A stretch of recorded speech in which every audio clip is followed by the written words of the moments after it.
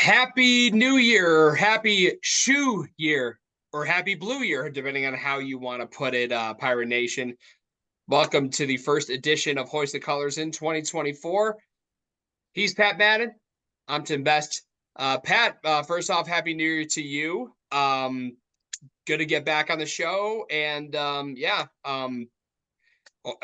guess we'll break the ice here, no pun intended. Igloo plug, by the way. So how was Christmas, New Year's? How was everything? Must have felt pretty good considering 1-1 losing to Xavier, but hey, we beat the reigning national champs. Yeah, I mean, we talked on the episode before about a split would be great, and they got a split, and the Connecticut game, big game in the moment, big game as the season goes along. I think we talked before we got on about how surprising the margin of victory was. It was clearly a different game when Donovan Clingan got hurt, because and even if you look at the box score of the game. Klingon was +7. And we talk about this plus minus thing, which is how many points is your team better than the opposing team when you're on the court. So Klingon was +7. And obviously Seton Hall won by 15. So Connecticut was 22 points worse when Klingon was not on the court. Now, the flip side to that, of course, is that Connecticut wasn't prepared to not have Klingon play on that game a week and a half ago. Whereas then you look at their game a few nights later when they played St. John's and didn't have Klingon, they had opportunities to practice without him. But the fact, you know what, that's just the way it is. You go on and you win the game as it is, and you don't. Nobody at the end of Connecticut fans might say what they want about the game would have been different if Klingon played, but nobody cares when you look at what the standings look like when we get to March and we get closer to when the NCAA tournament committee might be considering stuff like that. They're not gonna. It's just the way it is. We beat them as they were. Anybody. St. John's loses to them without Clingan. So, and that's how good Connecticut is. The less we say about that Xavier game, the better. Unfortunately, that one stretch, I think there was a stretch. I think the one play with like 13 minutes to go. Seton Hall, I think, was down 1. Yeah. And there's a ball on the floor. Easily could have been called a foul on Xavier for all we know. But they call a jump ball. Xavier gets possession because of the arrow. Holloway takes Kadari Richmond out because he's trying to give him like the blow before the 12-minute timeout. And unfortunately, in the minute and a half between that play and when they actually do get the ball out of bounds, Xavier ran off. I think they ran off 10 points and made a 1-point game and 11 points. Or they ran off. They started their big run and then that was when they just pulled away and the game got out of reach. It's a game that if you look at it again, Seton Hall had numerous opportunities to take advantage. I mean, they killed them on the off. They killed Xavier on the offensive rebounds. But this was the first game I thought that Jaden Bediako was not at his best. He must have had about 10 or 12 rebounds. I think he only had like 8 points. And right. I think he went something like 4 for 12 or 4 for 30 because he just couldn't hit a layup. And, that's really what Bediako's bread and butter is this season, that he gets offensive rebounds and he gets putbacks. And he wasn't doing that in the Xavier game. And, then as much as Richmond and Dre Davis were trying to fill in the gaps, they weren't scoring that well. And B, Xavier guys like Quincy Oliveri and Trey Green and David McKnight just went off in that second half when they made the big run. And that's just the way it is. You catch a team like Xavier on a good night, and you're going to lose. It's kind of like UConn didn't have their best stuff against us, and Seton Hall, and we picked them off in Newark, and then it's really funny. Those 4 teams, UConn, Seton Hall, St. John, Xavier, all played each other in the opening week of Big East play. So let's break this down. Seton Hall beat UConn. St. John's beat Xavier. Xavier then beats Seton Hall, and then UConn beats St. John's. That's just life in the Big East. That's why, trust me, losing by 20 to Xavier is not ideal, and I was pretty annoyed for a number of reasons, considering how close it was at that 13-minute mark where it was only a 1-point game. Their offense, they couldn't hit water if they fell out of a cruise ship. It wasn't pretty. And then on top of that, defensively, Olivari got hot. And we saw what he's capable of against teams like Cincinnati and Delaware and Winthrop. I think he had a 3-game stretch where he scored 100 points total between those 3 games, or pretty close to it. And you think, like, this guy's a microwave. When he gets hot, he's hot. Like, if he makes 2 in a row, like, close out on him a little bit. Like sheesh. I mean, did you get the scouting report? I mean, I'm not going to just, bash him, but like the scouting report should have said something along the lines of, if he makes a couple shots, he's going to get hot. And that means defend him harder. And that just didn't happen. We just lost him. And transition defense was bad too. And that kind of stuff was going to kill you. I think McKnight Green had a wide open corner 3 because whoever was guarding him lost him in transition, and he literally could have waited another second and it was still going in. That's just for a team that is so defense oriented, like a Shaheen Holloway team, very out of character. But on the flip side, it was not like that against UConn. And people forget early on they were down 10 in the early goings, and then they flipped the script. They go up 5 going into the locker room. UConn, kind of what Seton Hall did against Xavier, they couldn't hit from range or just in general, and they just struggled at the shooting in the rock. And then on top of that, you lose Klingon, like that's an important absence. And the thing is, Kadari Richmond, for some reason, I know he can do this against anybody, but in particular against UConn, it's incredible watching him turn into trying to think of a good player comp here. Watching him turn into almost like Isaiah Whitehead, but like bigger and more because he was just scoring at will and carving UConn up. And that UConn defense does not get carved up like that. Maybe 1 or 2 teams have performed that well offensively against the Huskies defense, and UConn played their worst game of the season on offense by far in this game. And that's a testament to Seton Hall's defense. So obviously you wish you could have gone into Cincinnati and beaten Xavier, but you get a big home win over UConn. And honestly, they don't so much as negate each other, because that win over UConn is going to age a lot better. And Xavier, if they can like figure it out, because they started off really rough, but have been playing really good ball as of late. I think that loss to them will age better. Obviously, it's not great to have a loss to Xavier on the resume, but it's going to age a lot better than a lot of people think.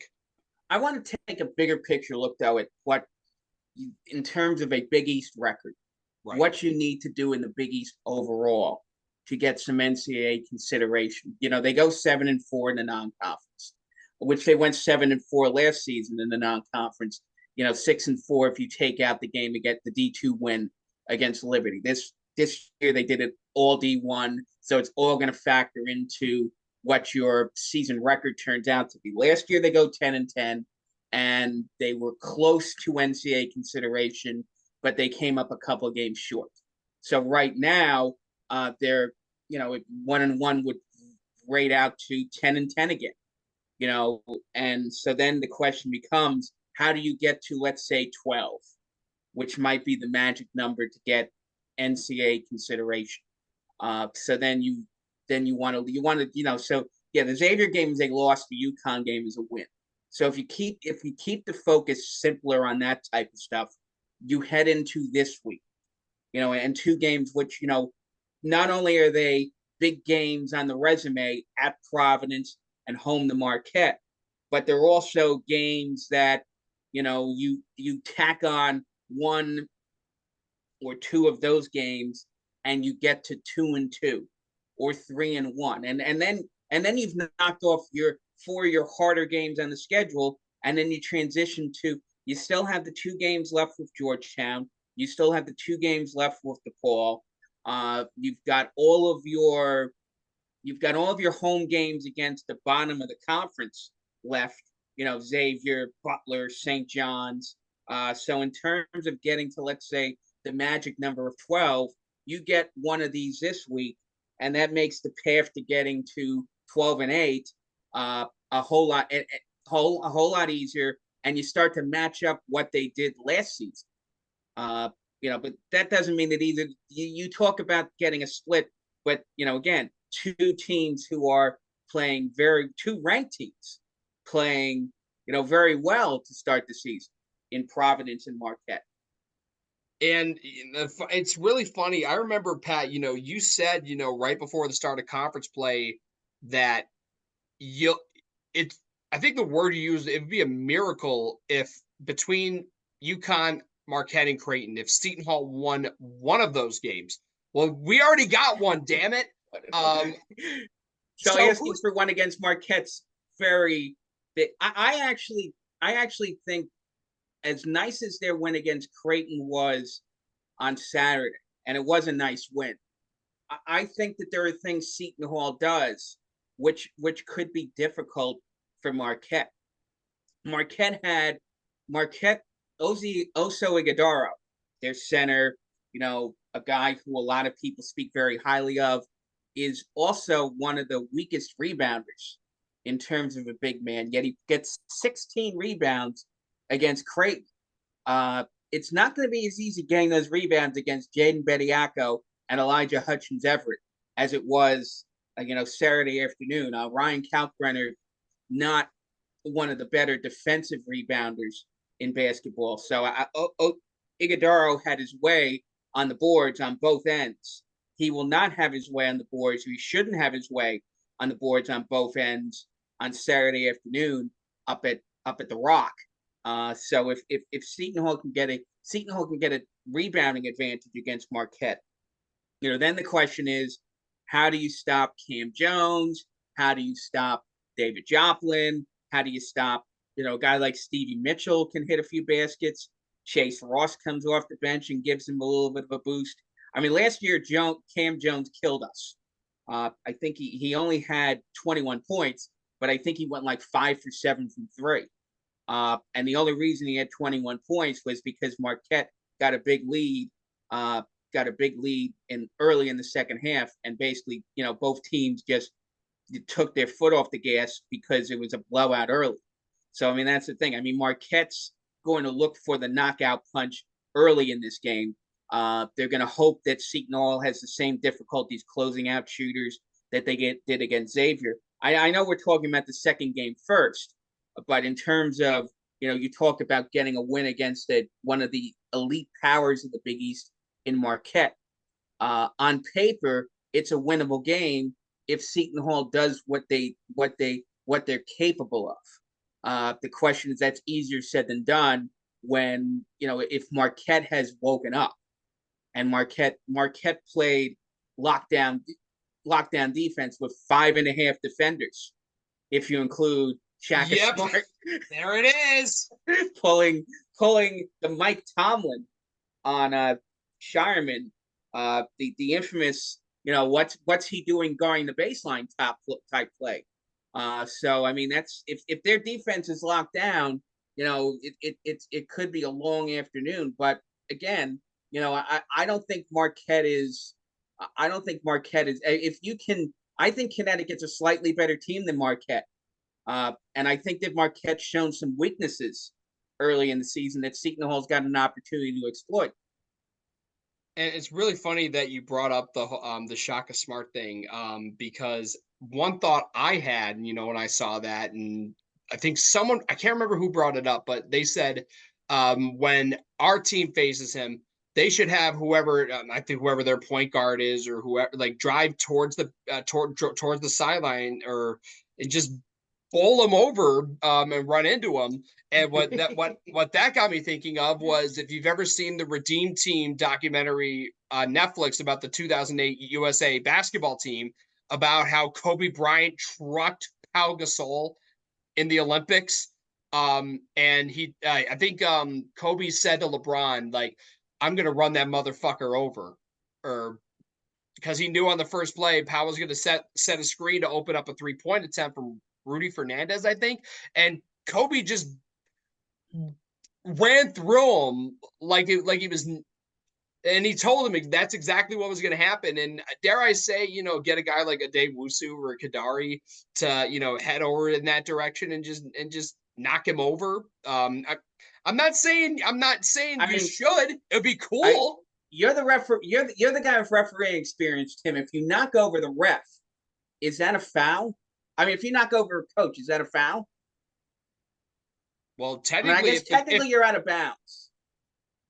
technically you're So out of bounds. It depends. But if the coach is on the floor, then that's either a technical foul or at least a warning on the coach, because the coach is not supposed to be out completely on the playing court. So he's technically still within the coach's box, but you just can't have both feet out on the court like that, especially with the kind of movement because you see coaches like on the court, like with both feet in play, and like they're kind of just like crouching down or whatever, or like calling out instructions.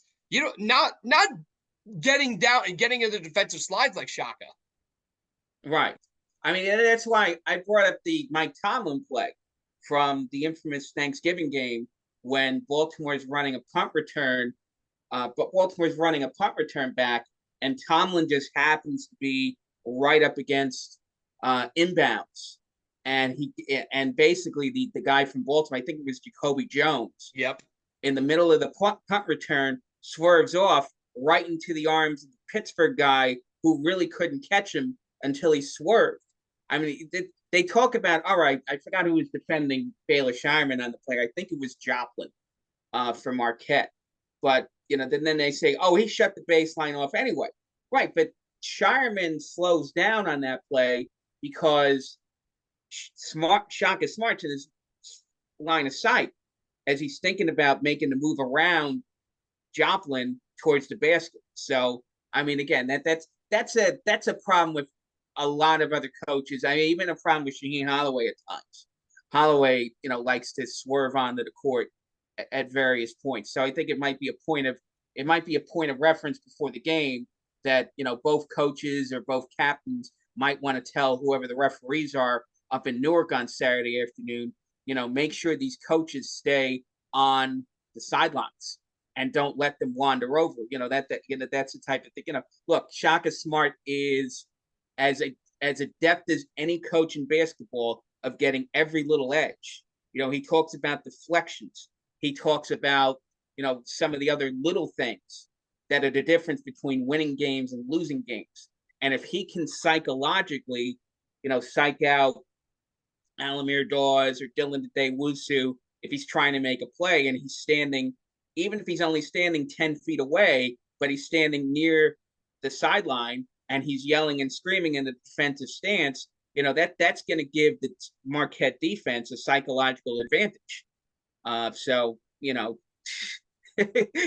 All right, let's show Shaka Smart. Don't do that stuff anymore by knocking him on his butt and seeing if you can get up. Listen, I'm not encouraging it, but I'm just saying, like, that's if you want to take matters into your own hands, that's just an example from the late great Black Mamba.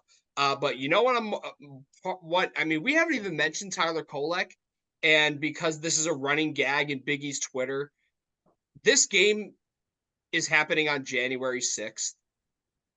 And everyone knows Tyler Kolek's favorite song is the Star Spangled Banner.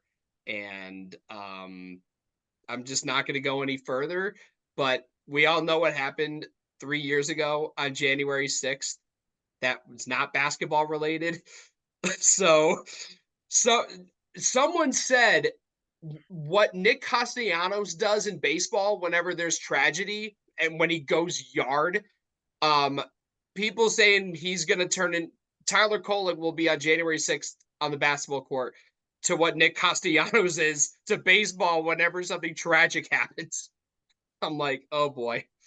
Oh boy. No, I mean to get back to the serious point of Kolek, we know we actually Kolek didn't play very well last year at the game up at the Rock. I mean, he obviously didn't have to because Jones and Iguodaro had big nights, so he didn't need to score that much. And again, they sort of took their foot up off the gas when they got up by 20. So Tyler Kolek lurks out there as a major threat, but you would hope that between Richmond, Wusu, and even Dawes, there are enough guys on the Seton Hall end to sort of contain Kolek. You got to contain the other guys that we've already talked about. And again, learn the lesson from the Xavier game and don't let guys who can shoot the three. Of course, they'll have some practice on Wednesday night up at the AMP when they face a Providence team.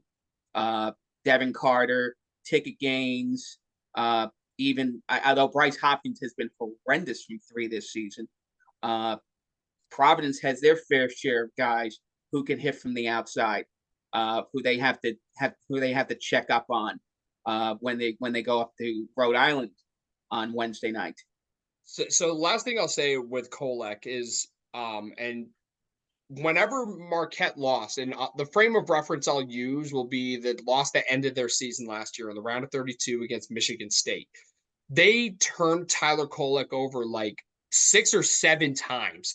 And Tyler Kolek is a guy who is a very efficient point guard. So the fact that Michigan State turned him over 7 times in that game, that made the difference between a win and a loss. I mean, turning it over is one thing, but making Tyler Kolek turn it over at a high rate, that could make a difference. And I'm sure Shaw will probably look into the well and maybe try to see what Tom Izzo and his team did to turn him over so many times. And I know I don't think Tyler was 100% in that game because I think he had some kind of like something with his hand.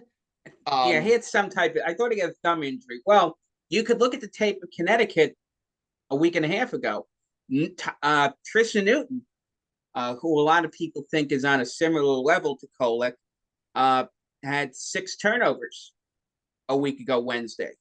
So it's not out of the realm of possibility that the defense that Seton Hall already has can't find a way to stifle Kolek and turn him over, because they were able to turn over Tristan Newton at a pretty high clip. And again, you have two of the top, is it 5 or 6 guys in the league in steals in Richmond and Wusu playing for Seton Hall. And they're going to be the ones who are going to probably share the responsibility of guarding Kolek. And they have quick hands and they're bigger than Kolek. So I think that they have the capability to turn the ball over and give Seton Hall that bit of an advantage on Saturday. Again, Marquette's very similar to Connecticut, is you need a lot of things to go right to win a game like that. But Seton Hall showed they can get a lot of things to go right when they beat Connecticut at the Rock a couple of weeks ago. So, if you do the same things, you can make a game like Marquette very interesting Saturday afternoon. So, let's go backwards and talk about this game at Providence Wednesday night. By the way, I think it's bullshit that Providence is starting with 3 straight home games. They beat Marquette handily to start it off, and then they kind of got lucky against Butler because Butler didn't foul up 3 in the final seconds, and that allowed a game-tying 3 from the aforementioned Ticket Gaines. And then in overtime, Devin Carter just took over. And you mentioned Bryce Hopkins, how bad he's been from 3. He clearly is not the same kind of player and the kind of scorer that made him a unanimous All Big East first team guy last year. This is Devin Carter's team now, and this Kim English team. I knew they kind of flew under the radar in the preseason. I'm like, damn, 7? Like 7 was low. I probably should have, in hindsight, I should have had him in the top 5 because I still didn't know much about St. John's. I had St. John's in the number 5 position. And Kim English is already doing something special, getting this team into the top 25. And the AMP, there's something about that place where Providence in the last 2 to 3 years, they just find ways to win in that building when it looks like, the game's over, really. And then they're where ranked teams go to die as well. But what's your assessment of the matchup with the Friars? Well, again, let's go back to the guys we mentioned a few minutes ago. Devin Carter's playing at Player of the Year level, and now the question becomes, do you could players like Richmond, Wusu, and Dre Davis contain Devin Carter and at least force somebody else to try to beat you, whether it's Ticket Gaines, whether it's Bryce Hopkins, whether you get something from Corey Floyd Jr. off the bench. That's really a question of the first thing you have to do is try to force somebody else to beat you. Now, Butler did a good job of that before overtime in their game a couple of weeks ago up in Providence. They had contained Carter at least for the 40 minutes of regulation, but the overtime just became, although at that point, once the overtime happened, Butler was done.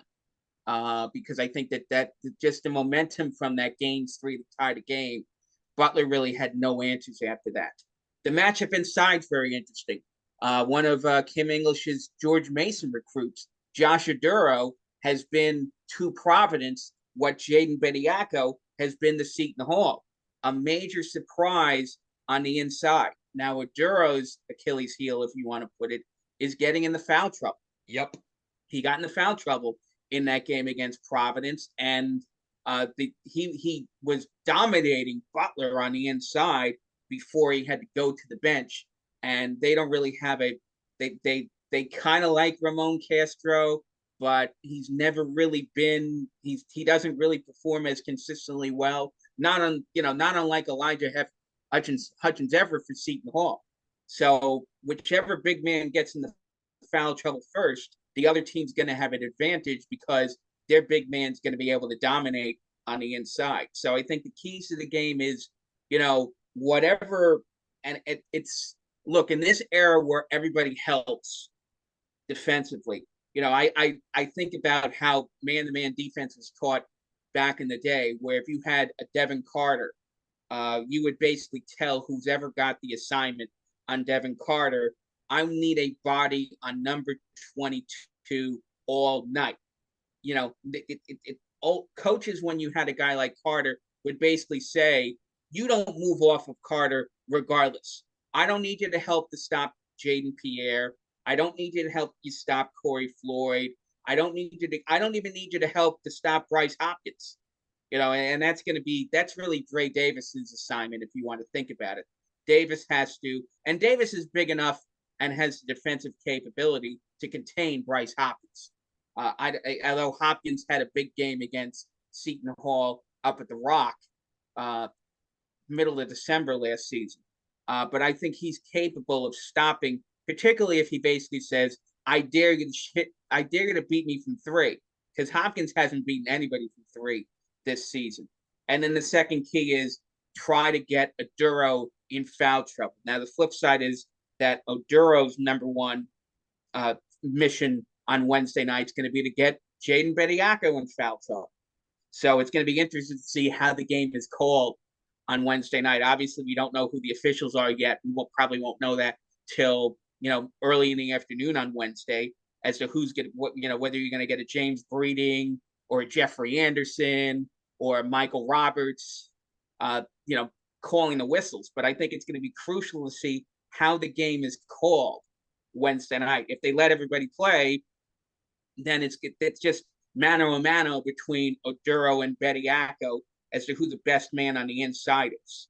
But if they're going to blow a lot of whistles, then it's a matter of it's a race to see who gets forced to the bench first and what the other team can do to take advantage of that. So I'm going to go to the well here because I just, as I was digging through one of my drawers the other day, I managed to find, because I covered this game for the Igloo last season, the aforementioned Big East opener against Providence, I still held on to the box score from that game. And in the second half, the difference maker was in that second half was the bigs, Hopkins and Ed Croswell, dominating down low. Those two guys combined for 45 points and 19 rebounds. Ed Croswell alone picked up 5 offensive boards, and they shot a combined 16 of 27 from the floor, those two. So yeah, the interior guys killed Seton Hall in that game. And when they met in Providence, those two were basically non-existent. So there's your answer right Everyone there. for Providence is non-existent in that game. I mean, that was yeah, no shit. I don't even. I mean, I remember that game happened, but it's hard to sort of put that game in any type of context because that was about at the point when people started. That's when the reality of Ed Cooley leaving started to hit.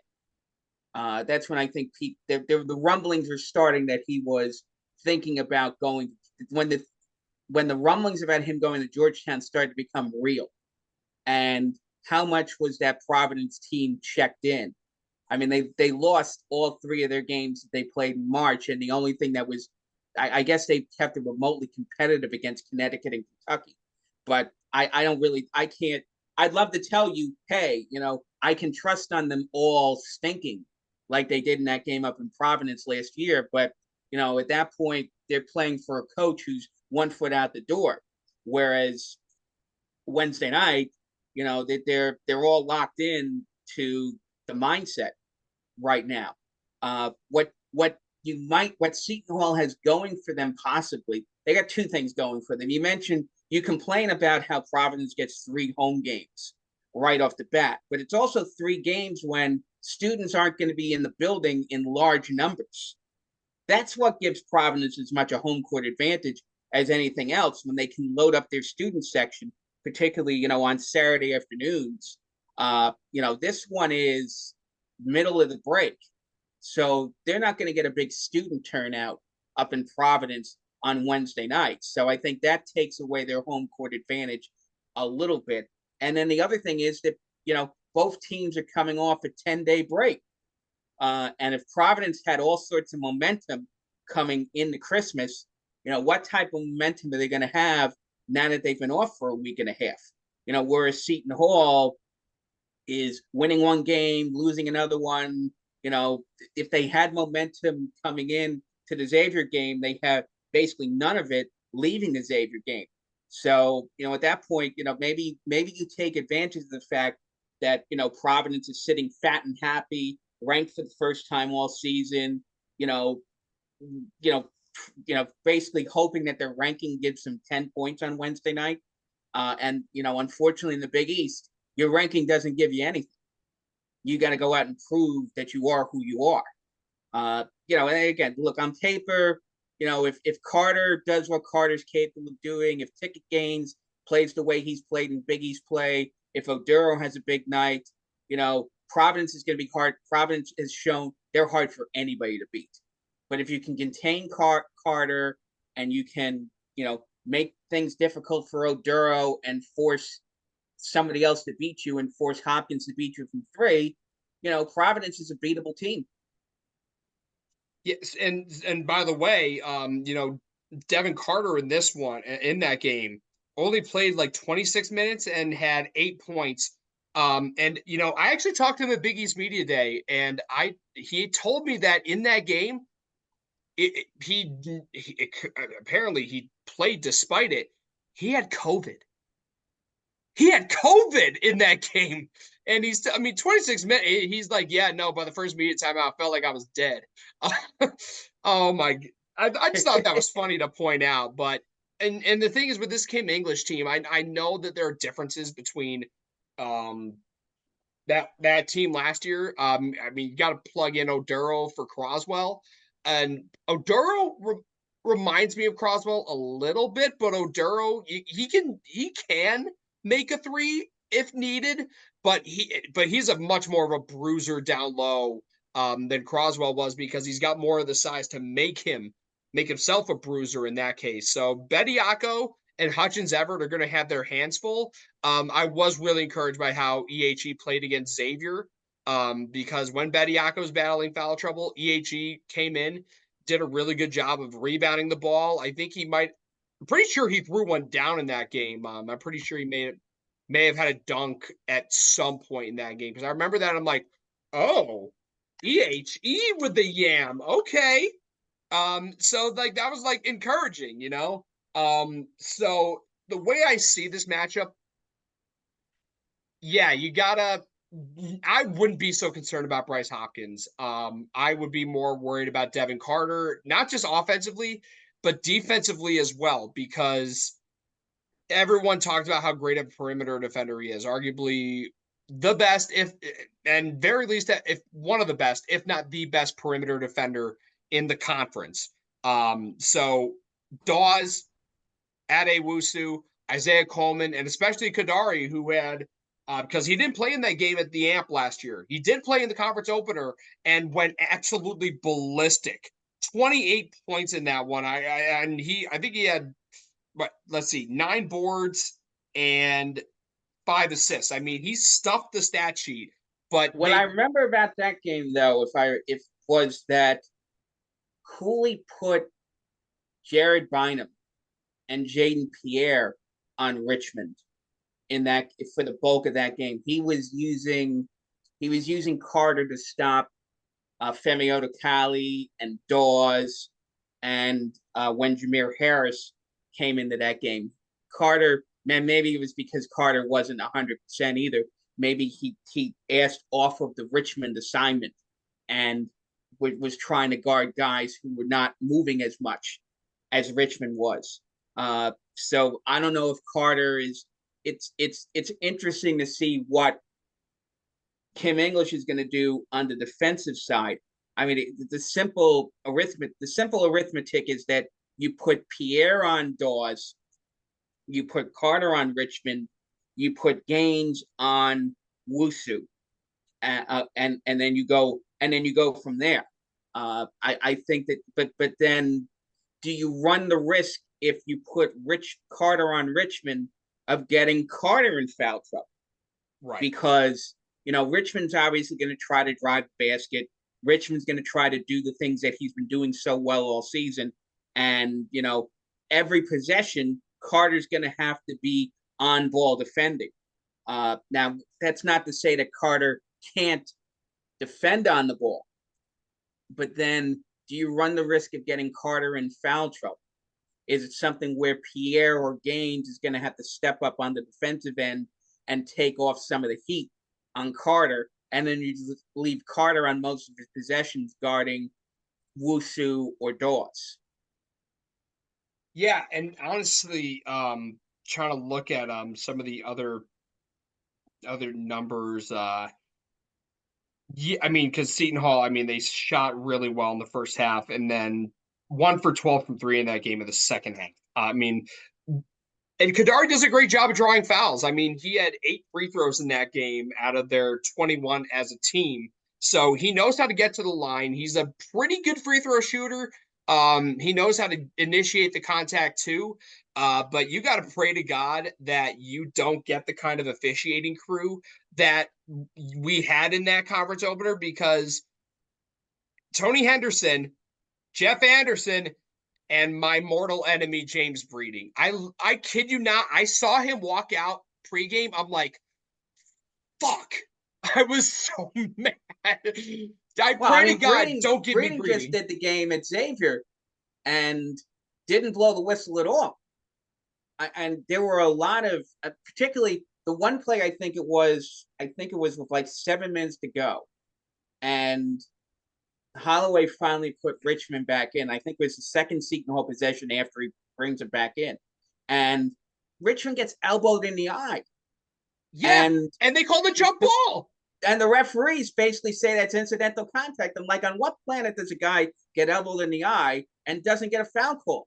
Yeah, so, yeah, and you know why? Because this is my inner referee coming out. He wasn't in position. he couldn't see what happened because he's way too close and he doesn't have an angle. He's just staring at it like this, like an idiot. Like, No. I'm literally saying, like, yeah, that's why he missed the call because you're not in position. Everyone in the big, I mean, even everyone in the Big East complains about the teams that win and the teams that lose complain about the quality of officiating.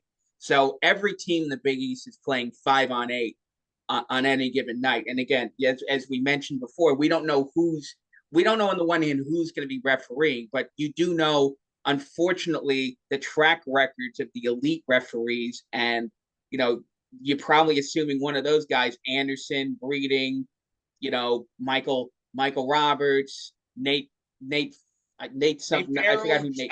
Jeff Nate Driscoll, Farrell, Nate Farrell, and Brian O'Connell. and One of Driscoll. those guys is probably going to be in the building, and you just. But that's the thing. You got to play your game and make adjustments to what the referees are doing, and particularly in terms of foul trouble. You got to put Providence in foul trouble and try to keep yourself out. Now, Seton Hall, of course, is one of the best teams in the Big East in the getting to the foul line. Seton Hall usually gets to the foul line more than their opponents do. So you do think that Seton Hall is going to get more of the whistles on Wednesday night. But again, it will be what it will be.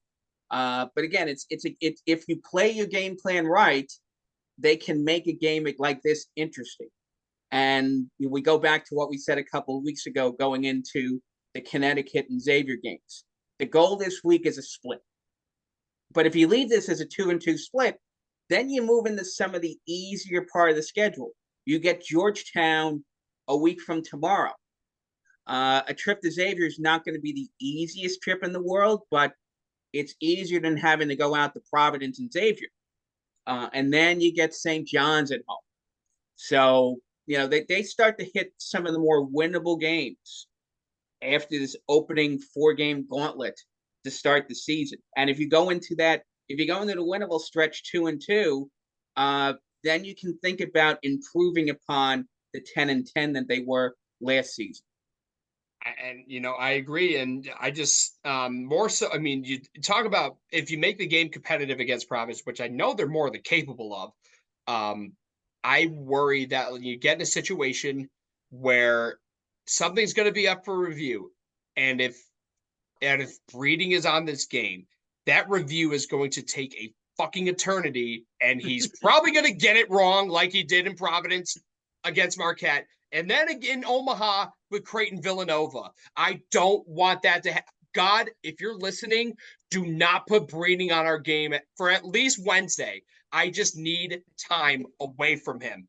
That's really all I'm asking. I'm the biggest James Breeding hater.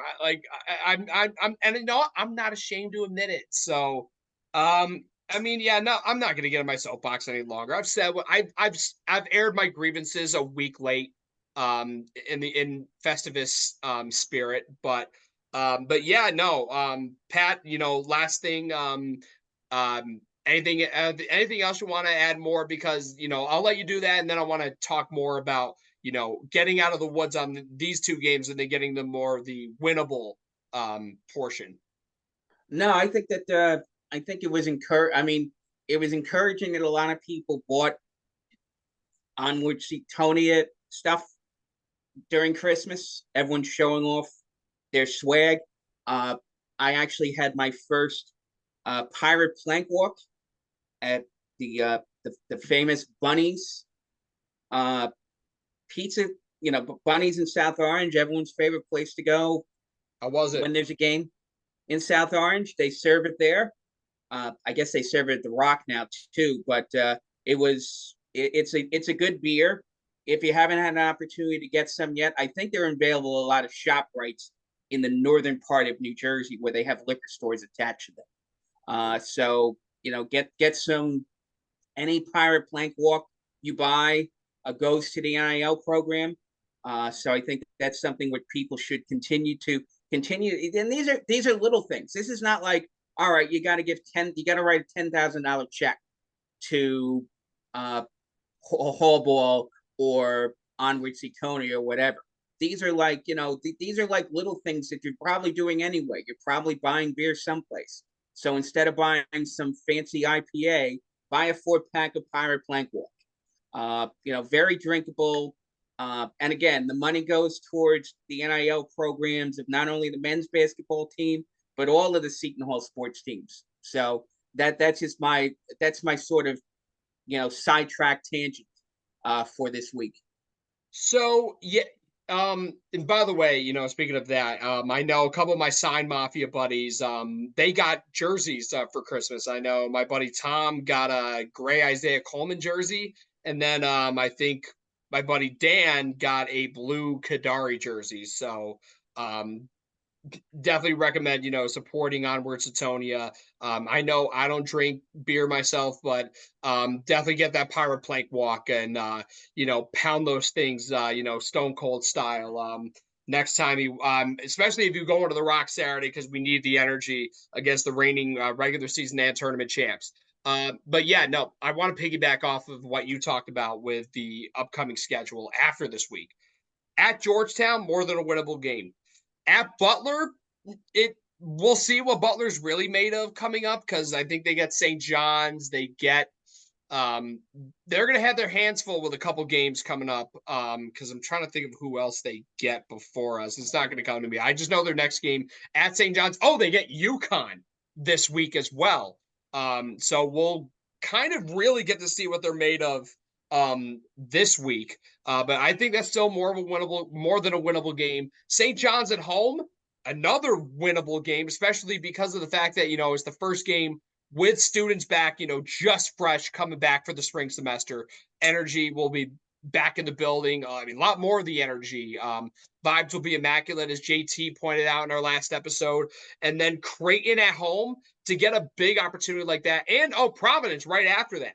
You get a 3-game homestand, and if you take 2 out of 3, if to be over 500 at that point potentially, and 500 to end the first half of conference play, you're going to be in really good hands, because after that, you're still going to play DePaul twice. You get a home game with Georgetown in the second half. Who else do you get in that stretch? Home you still got to get home against Butler. Bingo. Home against Xavier.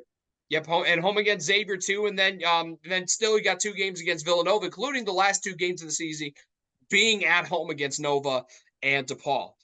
Yeah, I think 12's the target number. 10 will get them a postseason bid no matter what. But yeah, the magic number here, you got to shoot for a dozen. If you don't, I think you're going to end up coming short, and you got to find a way. If you can, getting 1 win against UConn, Marquette, and Creighton's going to be huge. But if you can find a way to get another one of them potentially, and then get a win or between Providence, Villanova, St. John's, I think you got to win 2 out of 3 of those to put yourselves and find a way to beat Butler as well.